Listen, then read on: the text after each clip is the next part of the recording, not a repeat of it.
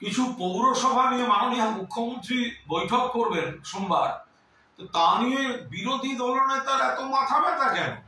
এই যে ঝালদা এবং তাহেরপুর, ঝালদায় প্রথম দিন যিনি ছিলেন তিনি আছেন তৃণমূলের বোর্ড, আর তাহেরপুর সিপিএম পার্টিটা যতই শূন্য, ওদের তো লোকজন টোকজন আছে, একটু এদিক ওদিক লড়েছে, তো হেরেছে কিন্তু লড়েছে।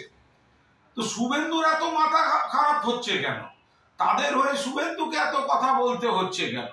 তৃণমূল কংগ্রেস একটা দল, তারা বেশ কিছু পুরসভা, বাংলার সংখ্যাগরিষ্ঠ পুরসভা, কার্যত সবকটি পুরসভা বাংলার মানুষের আশীর্বাদে পরিচালনা করে। আর যদি অন্য কোনো পুরসভা নিয়ে ওদের এত কৌতূহল থাকে, তো ঝালদা সে তো তৃণমূলেরই, তার চেয়ারম্যানও তৃণমূলের, প্রথম দিন যিনি ছিলেন আছেন। আর ওপাশে তাহেরপুর, যাদের দল যাদের পার্টি এসব বিষয় থাকে।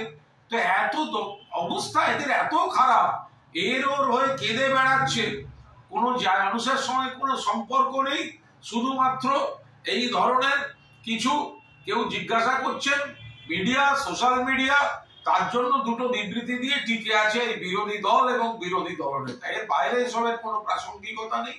যেটা উচিত বৈঠক, যেটা তৃণমূল এবং মমতা বন্দ্যোপাধ্যায় ঠিক মনে করছেন, বৈঠক ডেকেছেন, বৈঠক হবে, ওদের কি?